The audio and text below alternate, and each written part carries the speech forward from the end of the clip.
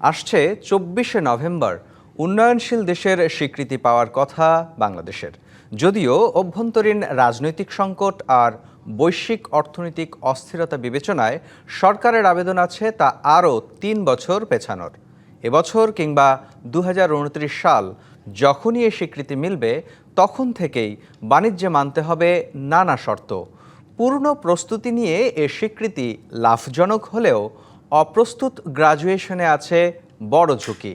কিন্তু দেশের শিল্প খাত এর জন্য কতটা প্রস্তুত, এসব নিয়েই আজ টালিখাতায় আমাদের আলোচনার বিষয়।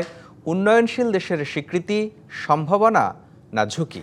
আলোচনা করতে অনলাইনে যুক্ত আছেন ঢাকা বিশ্ববিদ্যালয়ের অর্থনীতি বিভাগের অধ্যাপক ডক্টর সাইমা হক বিদিশা এবং আছেন বাংলাদেশ বহুমুখী পাট পণ্য উৎপাদক ও রপ্তানিকারক সমিতির সভাপতি রাশেদুল করিম মুন্না।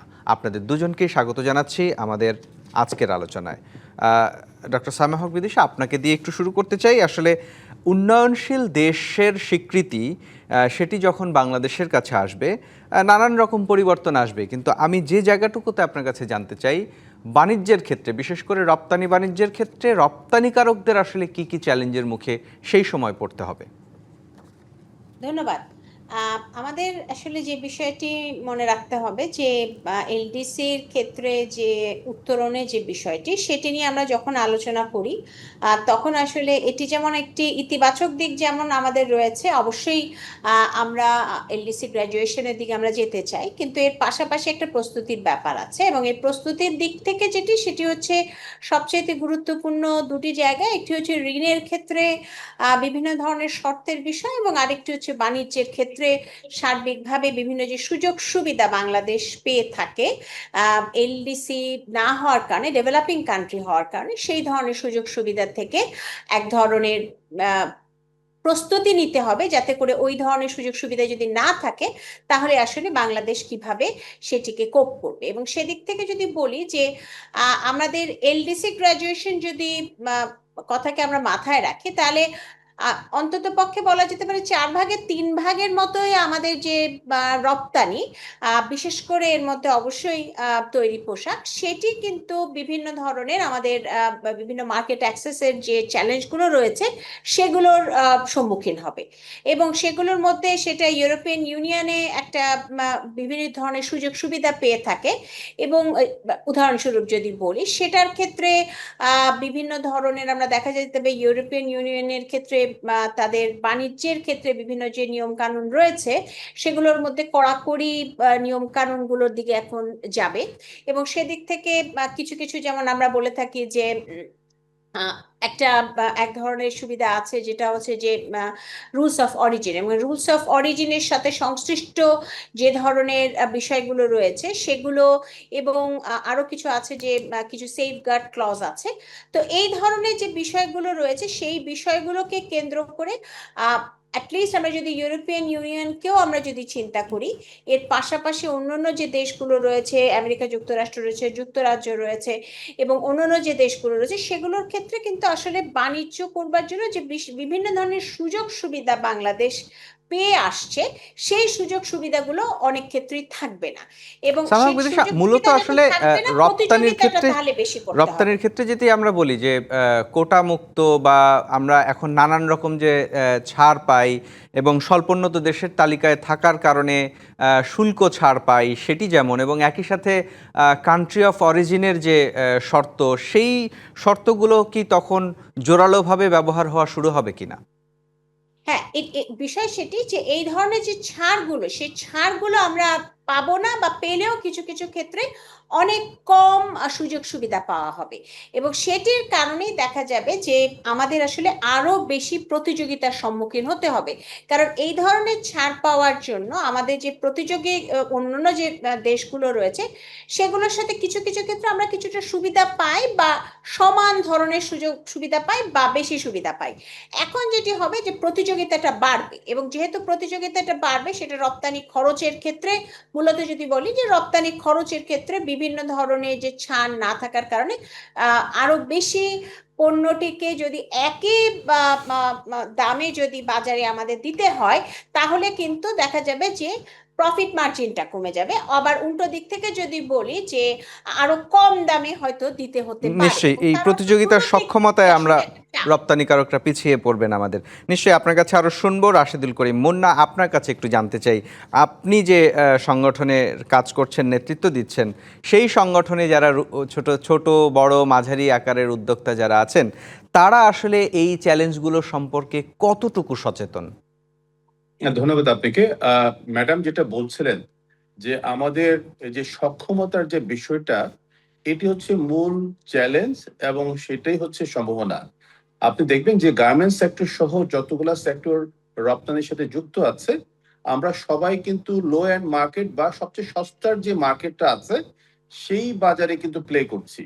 সুতরাং আমাদের এখানে সক্ষমতা বাড়ানোর জন্য যে জিনিসটা দরকার, যেটা ম্যাডাম রাইটলি বলেছেন, যে আমি এখন যে প্রোডাক্টটা যেই দামে বিক্রি করছি, হয় আমাকে কম দামে বিক্রি করতে হবে, এবং সেই জায়গাতে যদি আমি আমার প্রযুক্তি দিয়ে, ইনোভেশন দিয়ে, প্রোডাক্টিভিটি বাড়িয়ে যদি আমি একই ফ্যাসিলিটি থেকে যদি আমি আরো আহ, পণ্যের যে উৎপাদনের সক্ষমতাটা আছে সেটা যদি বাড়াতে পারি, এবং সেখানে যদি আমি কস্ট মিনিমাইজ করতে পারি, তখন হচ্ছে আমার সম্ভাবনার দ্বার উন্মোচিত হবে। আদারওয়াইজ কিন্তু হচ্ছে আমার ব্যারিয়ার তৈরি হবে। এবং পাশাপাশি আপনি দেখবেন যে এলডিসি গ্রাজুয়েশনে যারা রিসেন্টলি যারা নিয়েছে, তাদের দেশের জনসংখ্যা কিন্তু খুব কম। বাংলাদেশে যে প্রায় 18 কোটি লোকের যে দেশ, সেই যাত্রায় কিন্তু আমাদের যে সমন্বিতভাবে একটা লক্ষ্যমাত্রা নির্ধারণ করে যে আমাদের মূলত রিসার্চ, প্রোডাক্ট ডেভেলপমেন্ট, নতুন যে টেকনোলজি নিয়ে আমাদের কম্পিটিটর যারা দেশ আছে তারা যেভাবে কাজ করছে, এবং সেক্ষেত্রে বড় বিনিয়োগ। সুতরাং অর্থাৎ আমাদের এক্সিস্টিং যে ফেসিলিটি আছে, এই ফেসিলিটি বা এই সক্ষমতা দিয়ে কিন্তু আমরা এলডিসি গ্রাজুয়েশনের পরে আমরা কম্পিটিটিভ হতে পারবো না। সুতরাং এখানে আমাদের একাধারে সরকারের কাছে আমাদের তখন প্রস্তাব থাকবে, যেটা আপনি যেটা বললেন, যে আমাদের উদ্যোক্তাদের উদ্যোগ নিবে এই জায়গাতে হচ্ছে যে গতিশীলতা আনার ক্ষেত্রে সরকারের যেই করণীয় বিষয়গুলো আছে, সেই জায়গাতে কিন্তু সুনির্দিষ্ট কোনো পদক্ষেপ নেই। একটা এক্সাম্পল দিচ্ছি, আমি আমার বর্তমান মেশিন দিয়ে আমি বেসিক প্রোডাক্ট করতে পারবো, জুট সেক্টর হোক, লেদার সেক্টর হোক, ইভেন গার্মেন্টস সেক্টর হোক। আমাকে এখানে প্রতিযোগী হতে গেলে আধুনিক টেকনোলজি মেশিন কিনতে হবে, স্থাপন করতে হবে, এবং সেই সক্ষমতা যাত্রাটাতে আমাকে কম্পিটিটিভ হতে হবে। এই জায়গাতে বড় বিনিয়োগ দরকার। আর্থিকভাবে কিন্তু বিনিয়োগের জায়গাটা কিন্তু গত 2.5 বছরে দেখবেন মানে এই বাংলাদেশ প্রস্তুতিটা ব্যাংকের যে যদি পরিসংখ্যান সহসা হচ্ছে, মানে সেটা কিন্তু সেভাবে হচ্ছে না। সুতরাং এই যে এই সমন্বিতভাবে প্রস্তুতি আমাদের না যে নিয়েই চ্যালেঞ্জগুলো যদি আছে, আসলে বাংলাদেশ উন্নয়নশীল দেশের স্বীকৃতিতে চলে যায়, সেই ক্ষেত্রে একটা বড় অঙ্কের উদ্যোক্তা এই প্রতিযোগিতা থেকে হারিয়ে গিয়ে মানে ব্যবসা থেকে বিচ্ছিন্ন হয়ে যাওয়ার ঝুঁকি আছে কিনা? জি, সেটাই আমি বলতে যাচ্ছিলাম, যে আমরা এই বড় বিনিয়োগ করা একটা বড় চ্যালেঞ্জ হয়ে গেছে, যে বিদ্যুতের যে সরবরাহ ব্যবস্থা, গ্যাসের যে সরবরাহ ব্যবস্থা, অর্থাৎ আমাদের জ্বালানি ছাড়া কিন্তু আমাদের কম্পিটিটিভ হওয়ার কোনো সুযোগ নেই। নিশ্চয়ই, মানে এই মুহূর্তে আসলে গতানুগতিক যে ব্যবসা সেটি টিকিয়ে রাখাই যেখানে সমস্যা হয়ে সংকট হয়ে দাঁড়িয়েছে মূলধনের ব্যাংকগুলোর। নিশ্চয়ই আপনার কাছে আরো শুনবো। আপনি সম্প্রতি চীন থেকেও ঘুরে এসেছেন এবং সেখানকার অভিজ্ঞতার কথাও শুনবো, কিন্তু তার আগে একটা ছোট্ট বিরতি নিতে চাই। দর্শক, বিরতি নিচ্ছি। ব্যবসা বাণিজ্যের বিশ্লেষণ নিয়ে ডিবিসি নিউজের নিয়মিত আয়োজন ইসলামী ব্যাংক টালিখাতায়, সঙ্গে থাকুন। আবারও স্বাগত জানাচ্ছি ব্যবসা বাণিজ্যের বিশ্লেষণ নিয়ে ডিবিসি নিউজের নিয়মিত আয়োজন ইসলামী ব্যাংক টালিখাতায়। আজকের আলোচনার বিষয় উন্নয়নশীল দেশের স্বীকৃতি, সম্ভাবনা না ঝুঁকি। এ বিষয় নিয়ে কথা বলছিলাম। রাশেদুল করিম মুন্না, আপনি বলছিলেন বিনিয়োগের কথা। সম্প্রতি আসলে চীন থেকে আপনি এসেছেন এবং সেখানকার অভিজ্ঞতা একটু শুনতে চাই। মানে তারাও তো আসলে এই প্রক্রিয়ার মধ্য দিয়ে একসময় গেছে। আমরা আসলে চীন থেকে কত দূরে এখনো পিছিয়ে? ছোট্ট একটা উদাহরণ দিই। চীনে হচ্ছে 1978 সালে মাত্র $18 বিলিয়ন এক্সপোর্ট ছিল। এখন যেটা $3 ট্রিলিয়ন বেশি তারা এক্সপোর্ট করছে। এবং তার মূল যেই অভিজ্ঞতাটা আমাদের হয়েছে, আমি মাননীয় বাণিজ্য, শিল্প এবং বস্ত্র পাট মন্ত্রণালয়ের যে মন্ত্রী মহোদয় আছেন, মুক্তাদির সাহেব, ওনার সাথে একটা ইউনিভার্সিটি গিয়েছিলাম।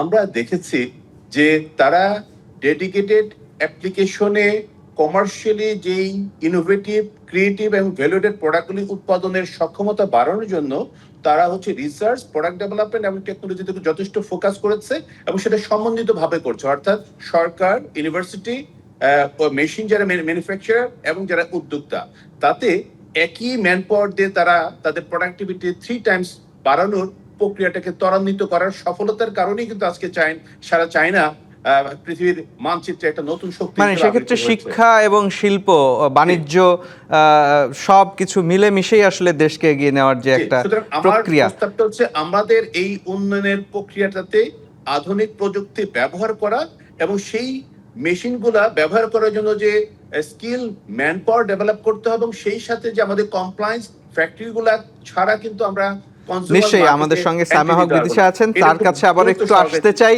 সামিয়া হক বিদিশা, এই জায়গায় একটু, আমরা তো সবসময় যখন উন্নয়নশীল দেশের কথা বা অর্থনৈতিক উন্নয়নের কথা বলি সবসময় প্রাইভেট সেক্টরের কথা বলি, কিন্তু যে কথাটি রাশেদুল করিম মুন্নাও বলছিলেন যে চীন এই প্রাইভেট সেক্টরের সাথে সাথে তার শিক্ষা ব্যবস্থাও সংযুক্ত হয়েছে, কিন্তু বাংলাদেশের শিক্ষা ব্যবস্থা আসলে এই শিল্প বাণিজ্য এ থেকে অনেক দূরে কেন? আমাদের দেশের মূল একটি বিষয় যেটা, সেটা হচ্ছে যে আমরা আমাদের ক্ষেত্রে কিন্তু যেটা দেখা যাচ্ছে সেটা হচ্ছে যে ইন্ডাস্ট্রি একাডেমিয়া যে লিঙ্কেজ, সেই ইন্ডাস্ট্রি একাডেমিয়া লিঙ্কেজের কিন্তু একটা দুর্বলতা আছে, এবং এটি কিন্তু আমাদের সার্বিকভাবে আমাদের কর্মসংস্থানের জায়গাটি যেমন, এর পাশাপাশি আমাদের কিন্তু শিল্পায়নের ক্ষেত্রেও কিন্তু একটা প্রতিবন্ধকতা এবং চ্যালেঞ্জ হিসেবে কাজ করছে। তো এই জায়গাটাতে আমার মনে হয় যে চীনের থেকে আমাদের হয়তো এই শিক্ষাটা নেওয়ার আছে। আর আমি সার্বিকভাবে বলবো, যেহেতু আজকের আলোচনা হচ্ছে যে আমাদের আসলে কি করতে হবে, সেক্ষেত্রে আমি বলবো যে আসলে মূলত আমরা যদি তিনটা জায়গার ক্ষেত্রে আমরা চিন্তা করি, আমাদের আসলে যেটা করতে হবে সেটা হচ্ছে আমাদের প্রতিযোগিতার সক্ষমতা বাড়াতে হবে। আমাদের প্রতিযোগী যে রাষ্ট্রগুলো রয়েছে তাদের সাথে আমাদের কিছু না কোনো না কোনো ভাবে কিন্তু আমাদের সক্ষমতাটা বাড়াতে হবে, আমাদের কস্ট অফ প্রোডাকশন কমাতে হবে। এটা যদি আমরা করতে চাই তাহলে আমাদের আসলে তিনটা জায়গা, একটা হচ্ছে আমাদের যদি আমাদের পণ্য বলি, বিভিন্ন পণ্যের বহুমুখীকরণ, এবং এটা এক নাম্বার যদি বলি, সেটা শুধুমাত্র গার্মেন্টস এবং নন গার্মেন্টস না, গার্মেন্টসের মধ্যেও পণ্যের ক্ষেত্রে যে বহুমুখীকরণ এবং বাজারের ক্ষেত্রে বহুমুখীকরণ সেটি। দ্বিতীয় যেটি বলবো সেটি হচ্ছে যে দক্ষতা বৃদ্ধির বিষয়টি, এবং যে বিষয়টির কথা আপনি বলছেন যে সেটার ক্ষেত্রে সে শিক্ষা ব্যবস্থার সাথে কর্মসংস্থানের একটা সংযোগের একটা ব্যাপার আছে, একটা ওয়েল কোঅর্ডিনেটেড একটা এফার্টের দরকার আছে। এবং তৃতীয় যেটি, সেটি হচ্ছে আমার যে প্রযুক্তির ক্ষেত্রে উৎকর্ষতা, যাতে আমাদের প্রোডাক্টিভিটি অর্থাৎ একজন শ্রমিকের প্রোডাক্টিভিটি যাতে বাড়ে। আর চতুর্থ আরেকটা জিনিস আমার মনে হয় বলা দরকার, সেটা হচ্ছে যে আমাদের কিন্তু বিভিন্ন ধরনের যে রাষ্ট্র যাদের সাথে আমাদের ট্রেড পার্টনার যারা আছে, সে ট্রেড পার্টনারদের মধ্যে বাইল্যাটারাল, মাল্টিল্যাটারাল সব ধরনের ট্রেড পার্টনার যারা রয়েছে, তাদের সাথে আসলে আমাদের এক ধরনের নেগোসিয়েশন বা বার্গেনিং এর ক্ষেত্রে এবং নেগোসিয়েশনের ক্ষেত্রে দক্ষতাটা বাড়াতে হবে।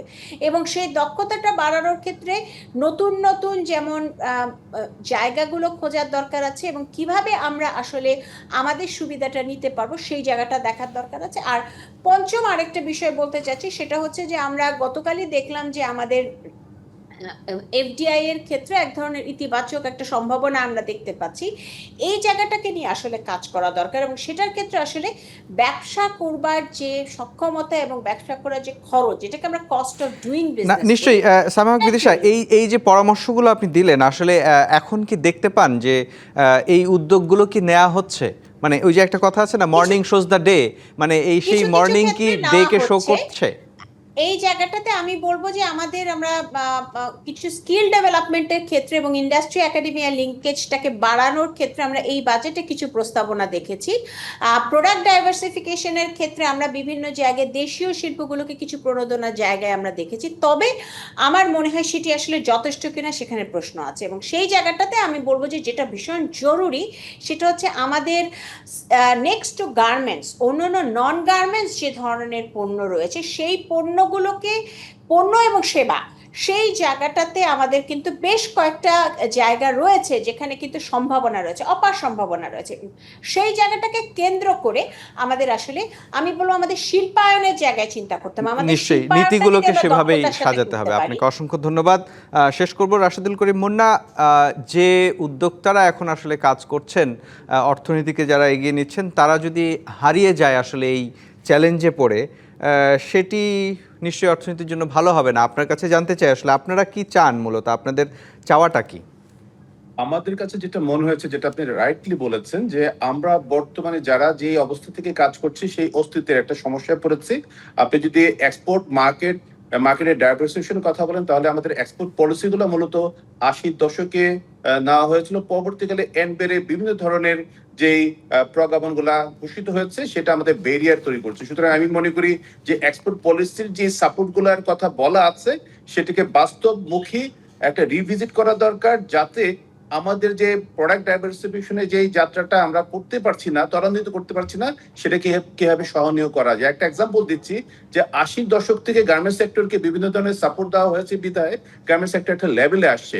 এই গার্মেন্টস এর বাইরে যে সেক্টরগুলো আছে সেখানে আমাদের অনেক ধরনের raw materials, accessories, chemical import করতে হয়। মানে ঘোষণায় সবাইকে সমান সুযোগ দিয়ে আসলে এগিয়ে যাওয়ার যে চেষ্টা এবং একটা পরিকল্পিতভাবে আসলে এই গ্রাজুয়েশনটাতে যাওয়ার যে চেষ্টা। রাশেদুল করিম মুন্না, আপনাকে ধন্যবাদ। বিদিশা হক, আপনাকেও অসংখ্য ধন্যবাদ। দর্শক, ব্যবসা বাণিজ্যের বিশ্লেষণ নিয়ে ডিবিসি নিউজের নিয়মিত আয়োজন ইসলামী ব্যাংক টালিখাতায় আজ এ পর্যন্তই। সঙ্গেই থাকুন।